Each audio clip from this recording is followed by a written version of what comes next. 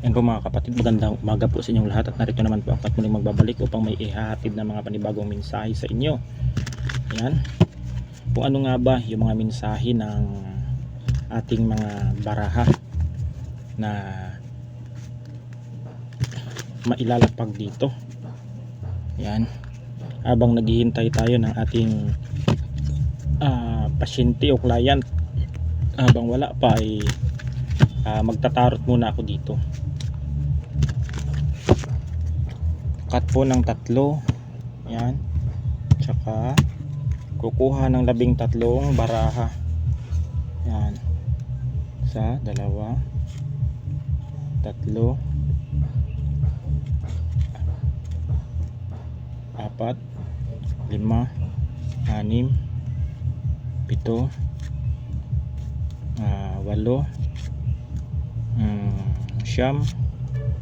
7, 8, 8, 9, 10, 11,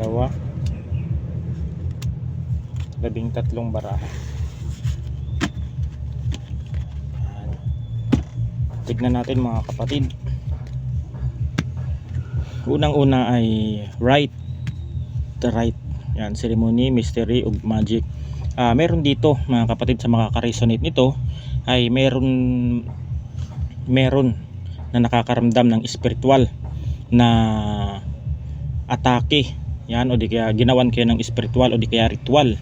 Yan, maaring kayo dito ay hindi nakakapagpatulog. Yan, kayo ay laging lutang minsan, mabigat ang pakiramdam, laging may nakadakan sa likod, na nahihirapan kayo minsan huminga, laging mabugnutin, laging naiinis. Yan, kayo nakakaramdam ng mga ganyan mga kapatid, ay meron po kayong karamdaman sa spiritual. At bago po, kung hindi po ninyo maipaliwanag yung karamdaman ninyo, ay agad po kayong magpagamot sa spiritual. Yan, ang tao pong manggagamot na yan ang makakaalam kung yan bang yung sakit ay physical o spiritual na karamdaman. Ayan po ang dapat ninyong puntahan o lapitan yung mga manggagamot na yan. Madidetect din naman nila yan mga kapatid, kung yan ba ang sakit nyo ay physical o spiritual. Yan, kaya dapat sa pag nakakaramdam kayo ng mga ganyang senaryo ay wag na ninyong patagalin o palalain yung sitwasyong yan. Baka yan po ay lumala at humantong po sa malalang kondisyon ng inyong sakit. Yan. Ikaw dito mga kapatid, minsan dito ay nag-iiba yung mood mo, lagi kang galit, hindi maintindihan kung ano ba yung may parang kinaiinisan kang bagay na parang wala naman dito sa mensahe ng barahang ito. Itong Fury, may parang may taong kinainisan mo, kinagagalitan mo dito sa na ito, mensahe ng baraha. Yan, ang mapapayo ko lang dito, wag po tayong magpadala sa emosyon o galit, dahil po yan, emosyon o galit ay wala pong maitudulot na mabuti diyan sa ganyang pamamaraan. Yan, dapat kontrolin po natin ang ating emosyon, pigilan po natin ang ating sarili na makapagsalita ng mga masasakit, dahil po pag ang tao po kasi ay nakabitaw ng masasakit na salita sa isang tao, ay hindi na po maibabalik yun. Habang buhay yun itatanim sa isip ng isang taong yung pinagsasabihan yung mga salitang binitawan mo sa kanya. Yan, kaya dapat kontrolin natin ang ating emosyon o isip. Yan.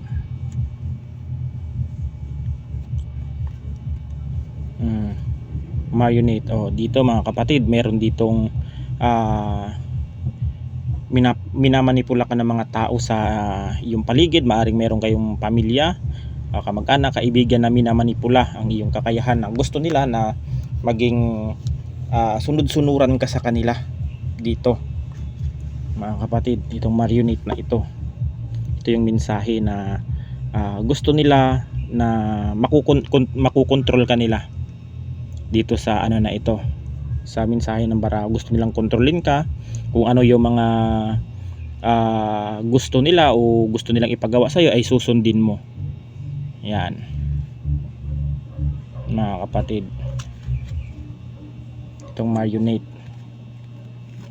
Care. Yan, dapat dito mga kapatid, alagaan ninyo ang inyong pamilya na ibinuo. Kung kayo man ay may mga anak o kasal kayo o nagsasama kayo sa isang bubong, ayusin po ninyo ito mga kapatid.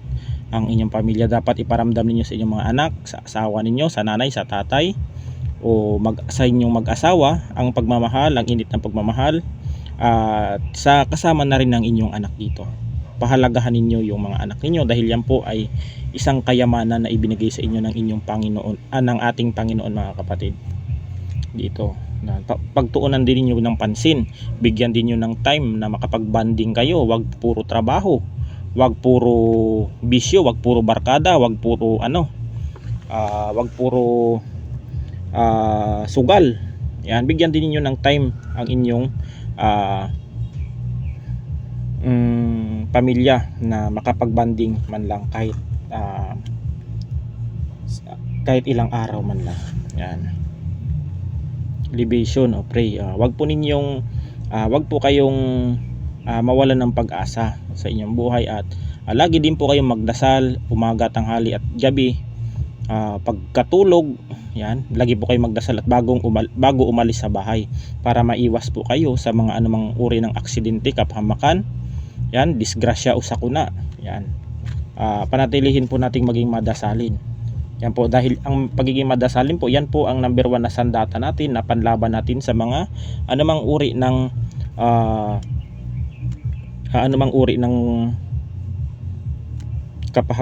sa kapahamakan. Yan po ang number 1 nating mga sandata. Kahit kayo po ay nabiktima ng kulam, barang, palipad hangin, ay number 1 po talaga ay yung dasal at pananampalataya.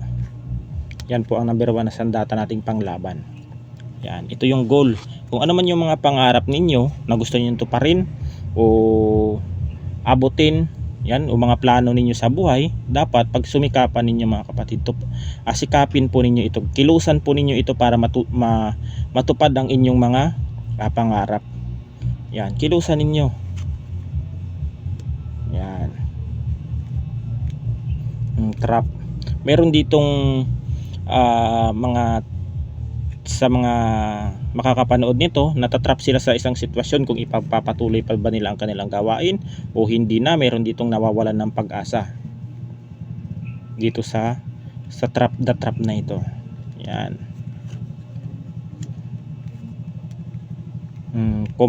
Commitment. Ayan, ito yung ninyo mga kapatid. Iwas-iwasan ninyo ito, yung mga taong humihila sa inyo pababa. May yung mga kaibigan ninyo, kamag-anak ninyo. Yan, may mga kapatid, meron din mga kapatid na naiinggit sa tagumpay ng iba. Meron ding mga kaibigan, kapitbahay.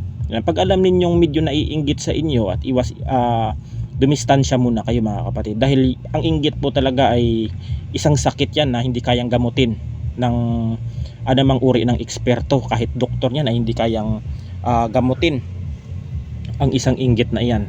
Yan, kaya yung mga tao kasi na yan ay yung mga nagagalit ngayon dahil sa tagumpay ng iba ay emosyonal yan mga kapatid.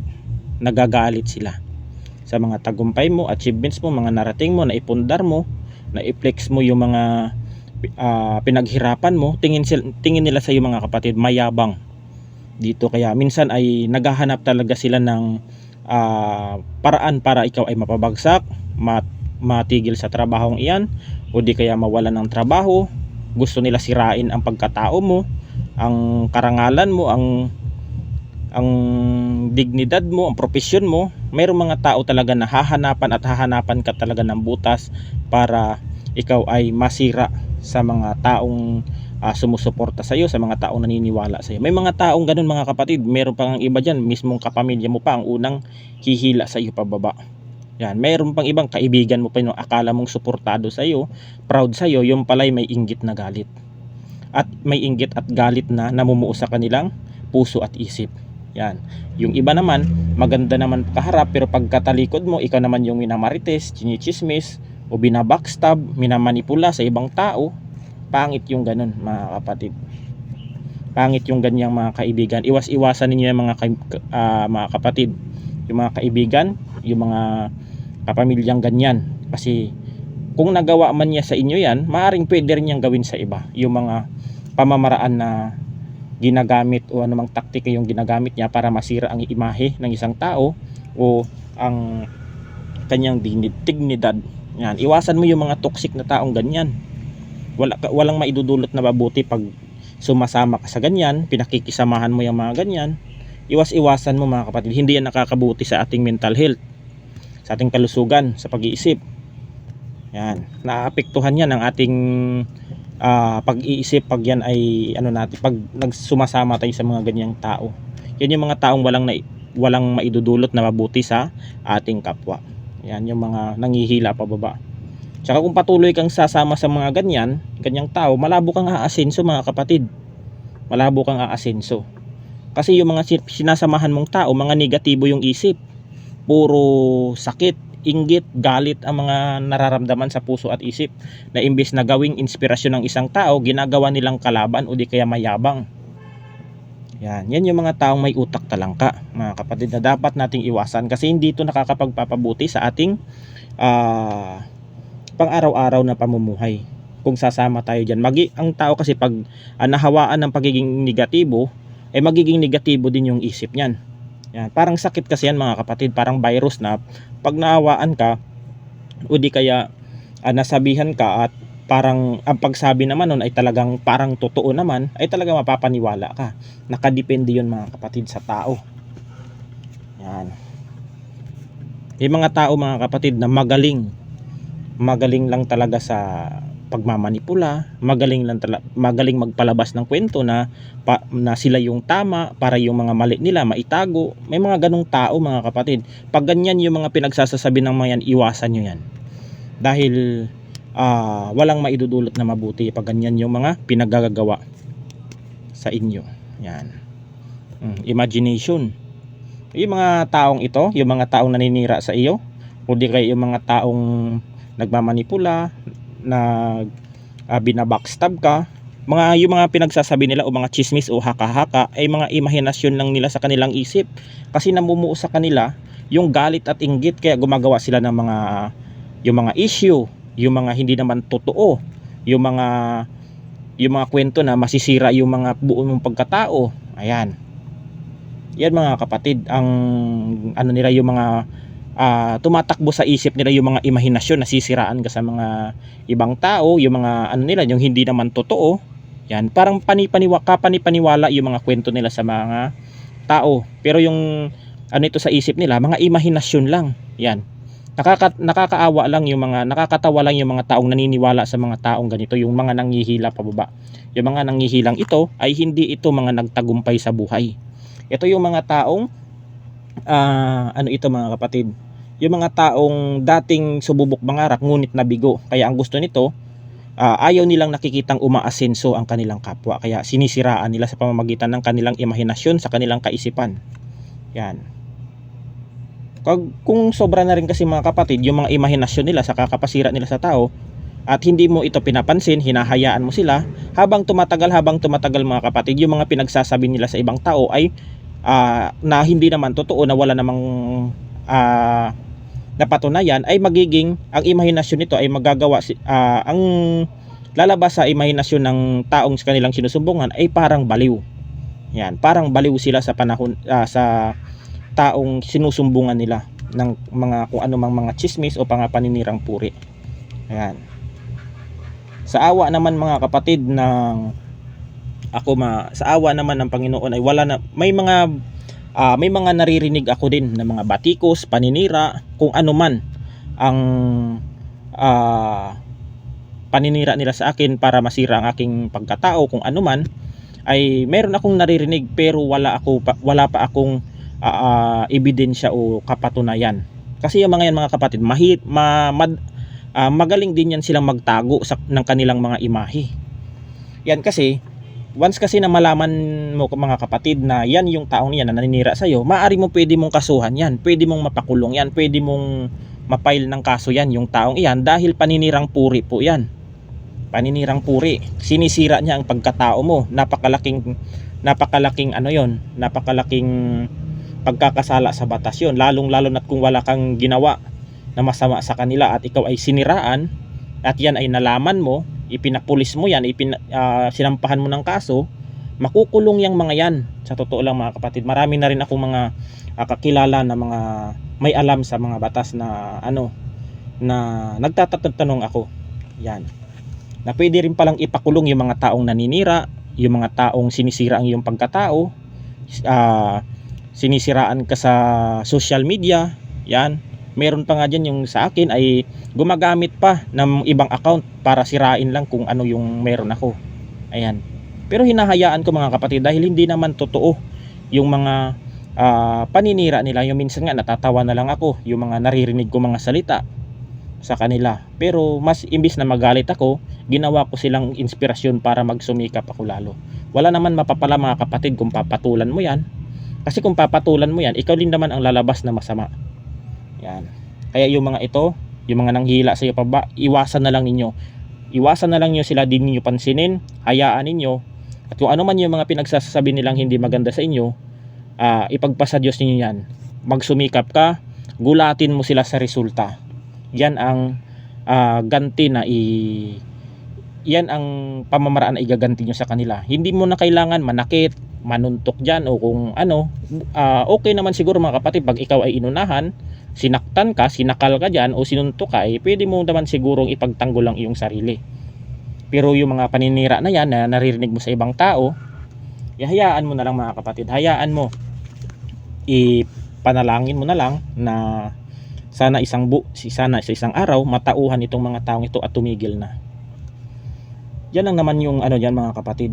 Kung ikaw ay may pinag-aralan, hindi mo kailangan na patulan pa itong mga ito, dahil kung papatulan mo ito, ikaw pa ang mas lalabas na masama sa paningin nila, dahil magaling nga ito sila, magaling yan sila makagmanipula, o di kaya palalabasin pa nilang ikaw yung masama. Kumbaga train na nila yan, napapag-aralan na nila kung paano ng mga kwento o kaya mga paninira sa isang tao.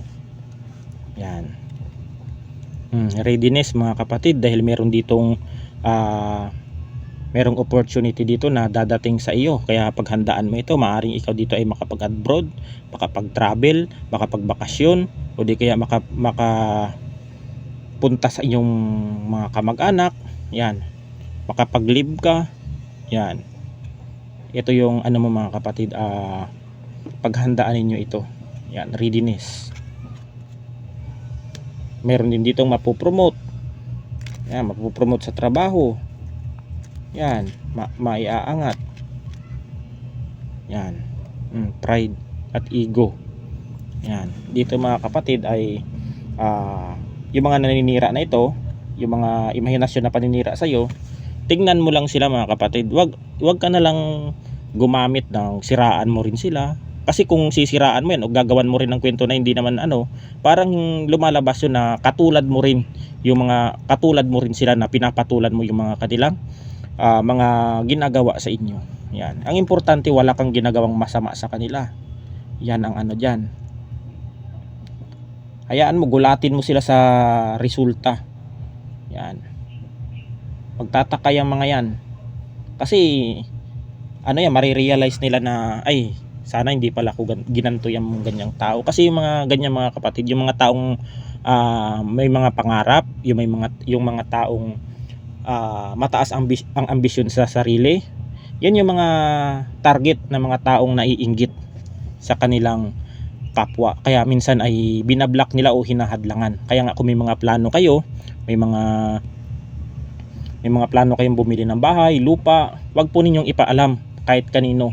Gulatin na lang po ninyo ng resulta, kasi minsan nabablock po ang inyong mga plano o di kaya hindi natutuloy dahil nga sa mga negatibong enerhiya ng mga tao tulad ng mga evil eye. Naiinggit na yan. Diyan na lalabas yung mga hindi natutuloy, susumpain ka, gagawan ka ng mga hindi maganda. Kasi ganito, mauubos din ang pera niyan, magkakasakit yan, maospital yan, maaksidente yan. Ganyan yung mga ganyan yung mga patungkol ng mga evil eye. Naiinggit. Yan, namumuo kasi ang galit sa kanilang puso at isip.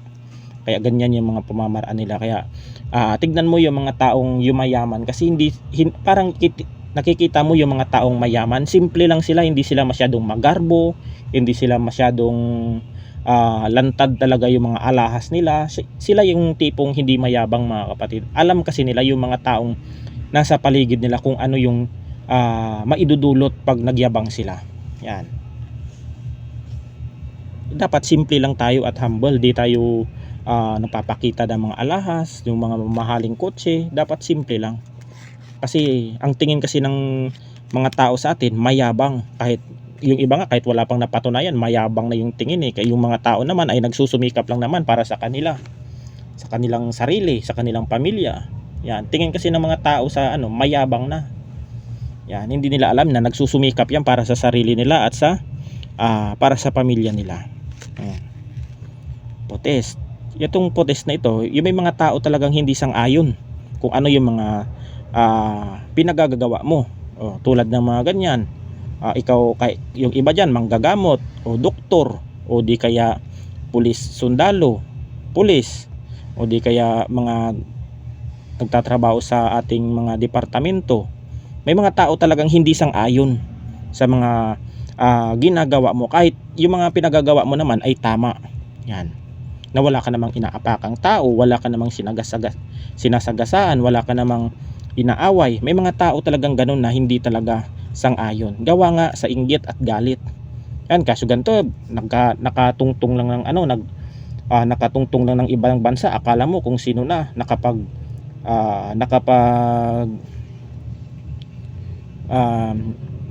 nakapasa lang sa exam nung teacher o nakapasa lang sa exam ng sundalo. Akala mo kung sino na. Parang ganun ba, mga kapatid? Parang hindi sila sang-ayon sa tagumpay mo dito. O nakapasar ka lang ng engineer, yumabang ka na, hindi ka na nakakakilala ng tao. Parang ganun. Hindi sila masaya sa tagumpay ng ibang tao, kaya hinihila nila pababa. Ang sikreto nilang paninira dito, tahimik. Yan, tahimik. Ito ang gawin mo, maging bulag-bulagan ka na lang sa mga paninira na ito, sa mga taong ayaw sa'yo, sa mga taong naghila sa'yo pababa, sa mga taong naging imahinasyon lang nila ang paninira, na gusto ka maging trap sa isang sitwasyon na hindi mo itutuloy yung mga pangarap mo, mga kapatid. Maging bulag-bulagan ka na lang dito. Yan. Huwag kang mainis kung ano man yung mga pinagsasasabi nila. Yan, sa iyo. Huwag kang mainis, hayaan mo, ipagpasa Diyos mo, idalangin mo na lang na maging okay ang lahat. Yan, kasi gusto kasi nila magalit ka, makagawa ka ng masama para masira nila yung mga pangarap na hindi ka matutuloy. Na gusto nila na maging trap ka sa isang sitwasyon dito. Kaya ang gagawin mo dito, maging bulag-bulagan ka na lang. Yan, huwag mong pansinin yung mga negative na tao na yan, huwag mong pansinin. At kung ano yung mga pinagsasabi sa'yo, maging ka na lang, maging mo na lang, pakinggan mo na lang sila, pagmasdan mo na lang yung mga kanilang technique kung paano ka pabagsakin. Yan, di mo na kailangan sumigaw, di mo na kailangan suntukin yan, di mo na kailangan gawan ng dahas, di mo na kailangan ilagay sa kamay ang batas. Yan, idaan natin sa legal na kung ikaw ay nasasaktan na at alam mo kung sino yung nagpakana ng paninira ng iyong pagkatao, ay pwede nating idaan yan sa sa legal na paraan. Yan, wag ninyong ilagay ang batas sa inyong mga kamay. Ipaubaya natin sa batas yung pamamaraang ganyan. Yan, maging bulag-bulagan ka na lang para matupad mo ang iyong pangarap. Ito kasi yung inahadlangan nila eh.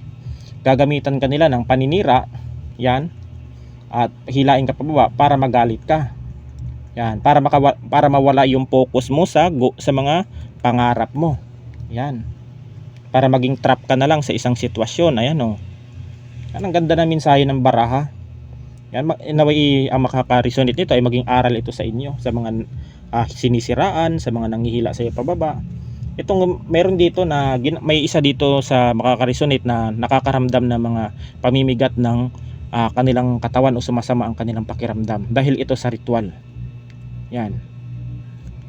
Dito, mga kapatid. Yan. Ang isipin mo dito, ang pamilya mo. Ang pamilya mo. Yan. Ang pamilya mo, yan.